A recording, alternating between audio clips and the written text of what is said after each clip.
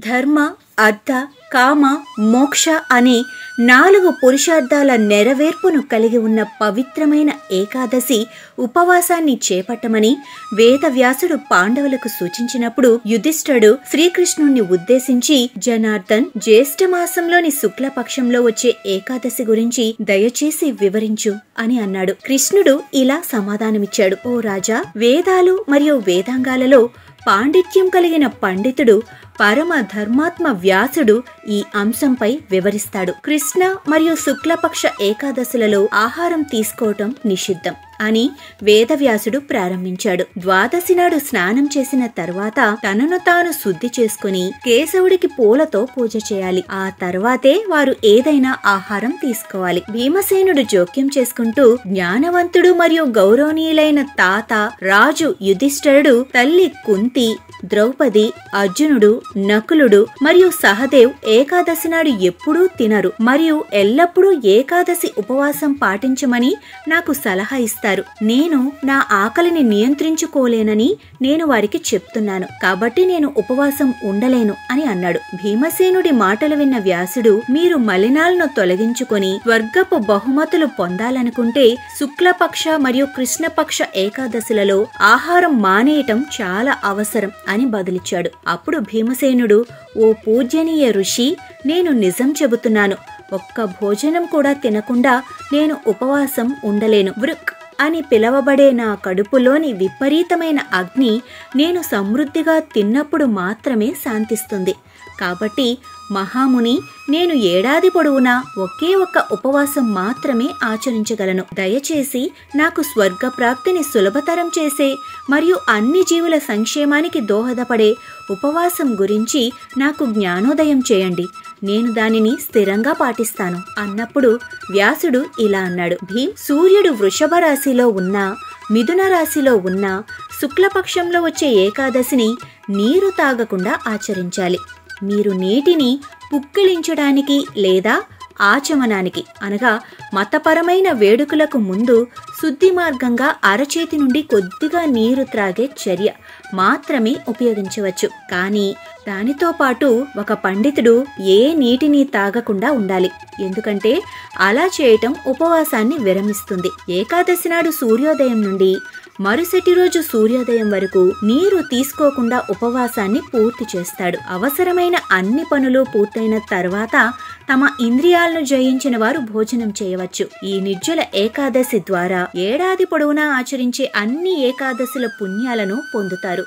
శంఖం, చక్రం, గదలతో అలంకరించబడిన శ్రీ కేశవుడు ఏకాదశి ఉపవాసం ఆచరిస్తూ అందరినీ విడిచిపెట్టి తనకు పూర్తిగా శరణాగతి చేసే వ్యక్తి అన్ని పాపాల నుండి విముక్తి పొందుతాడని నాకు వెల్లడించాడు.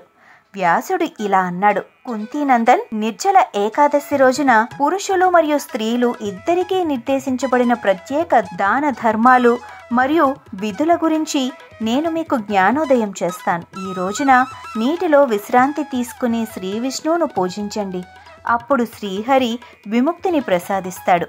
శ్రీహరిని పూజిస్తూ రాత్రంతా మేల్కొని నిర్జల ఏకాదశి ఉపవాసం పాటించేవారు గత 100 తరాలను మరియు తదుపరి 100 తరాలను భగవంతుడు వాసుదేవుని అత్యున్నత ధామానికి తీసుకువెళ్తారు. నిర్జల ఏకాదశి శుభదినమైన రోజున ఆహారం, దుస్తులు, నీరు, పడకలు, అందమైన ఆసనాలు, కమండలాలు మరియు గొడుగులను దానం చేయండి. ఈ ఏకాదశి యొక్క అద్భుతమైన కథను భక్తితో వినే లేదా చెప్పేవారు స్వర్గానికి చేరుకుంటారు. చతుర్దశియుక్త అమావాస్య సూర్యగ్రహణంలో శ్రాద్ధం చేయటం వల్ల కలిగే పుణ్యం ఈ కథ విన్నంత మాత్రాన లభిస్తుంది. భీమసేన, జ్యేష్ఠమాసంలో శుక్లపక్షంలో వచ్చే శుభ ఏకాదశి నాడు నీరు లేకుండా ఉపవాసం ఉండండి. అలా చేయటం ద్వారా విష్ణువుకు దగ్గరై అపారమైన ఆనందాన్ని అనుభవిస్తారు. తర్వాత ద్వాదశి నాడు పారాయణ చేయండి. పాపనాశిని ఏకాదశి ఉపవాసాన్ని పూర్తిగా ఆచరించేవాడు అన్ని పాపాల నుండి విముక్తి పొంది ఆనందకరమైన స్థితిని పొందుతాడు. ఇది విన్న భీమసేన ఈ శుభకరమైన ఏకాదశి నాడు ఉపవాసం ప్రారంభించాడు. అందుకే ఈ ఏకాదశిని భీమసేని ఏకాదశి అని కూడా అంటారు. నిర్జల ఏకాదశి ఉపవాసం చుక్క నీరు కూడా తాగకుండా ఆచరించాలి. అందుకే ఈ వ్రతం అత్యంత కఠినమైనది మరియు పవిత్రమైనది. అలాగే ఈ ఉపవాసం వేసవి కాలంలో వస్తుంది కాబట్టి పూర్తిగా ఆహారం తీసుకోకపోవటం అంత తేలికైన పని కాదు. నిర్జల ఏకాదశి ఉపవాసం ఏకాదశి తిథి సూర్యోదయం నుండి ద్వాదశి తిథి సూర్యోదయం వరకు 24 గంటలుంటుంది. ఏ రకమైన వ్యాధులు ఉన్నవారు లేదా మందులు తీసుకుంటున్నవారు నిర్జల ఏకాదశి ఉపవాసం పాటించకూడదని సలహా ఇస్తారు. అటువంటి భక్తులకు పాక్షిక ఉపవాసం ఆమోదించబడింది. ఎందుకంటే కఠినమైన ఉపవాస నియమాల కంటే భగవంతుని పట్ల భక్తి చాలా అవసరం. నిర్జల ఏకాదశి రోజున విష్ణువును పూర్తి అంకిత భావంతో పూజిస్తారు. భక్తులు తులసి ఆకులు, పువ్వులు, పండ్లు మరియు నోరూరించే తీపి పదార్థాలను తమ స్వామికి సమర్పిస్తారు. విష్ణు విగ్రహాన్ని అందంగా అలంకరించి సాయంత్రం ధూపం మరియు ధూపపు కర్రలతో పూజిస్తారు. నిర్జల ఏకాదశి వ్రతాన్ని ఆచరించేవారు రాత్రంతా మేల్కొని ఉండాలి. కాబట్టి వారు ఈ సందర్భంగా నిర్వహించబడే భజనలు మరియు కీర్తనలలో పాల్గొనటానికి విష్ణు దేవాలయాలను సందర్శిస్తారు. ఈ రోజున విష్ణు సహస్రనామం మరియు విష్ణువుకు అంకితం చేయబడిన ఇతర వేద మంత్రాలను చదవటం శుభప్రదంగా భావిస్తారు. నిర్జల ఏకాదశి నాడు పేదలకు బట్టలు, ఆహారం, నీరు మరియు ఇతర నిత్యావసరాలను దానం చేయటం మంచి కార్యం.